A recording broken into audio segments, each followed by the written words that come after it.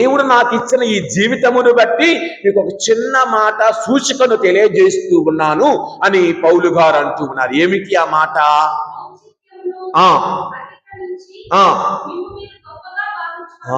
ఔచిత్యమును. ఇలాంటి పదాలు కొత్తగా ఉంటాయి వినేవాళ్ళకి. ఇందాక నేను కితాబ్ అని ఒక పదం వాడాను. కొంతమందికి ఏంటి ఆ కితాబు? మంచి పలుకులు. కితాబు ఇవ్వటం అంటే పలానా వాళ్ళు మంచి వాళ్ళని చెప్పు. ఔచిత్యమును ఏమిటి? దేవుడు వసిగిన ఔచిత్యమును బట్టి చదమ్మ తర్వాత వచ్చిన ఔచిత్యమును అతిక్రమించి ఇవ్వబడిన దానికంటే ఎక్కువగా పొగుడుకోకుండా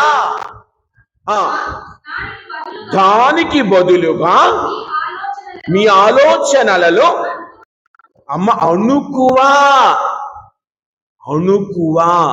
అనగానే మళ్ళీ ఇంకొక అనుమానం. ఏమిటి అణుకువా?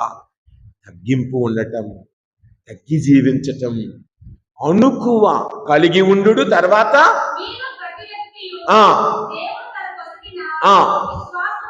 విశ్వాసమును బట్టి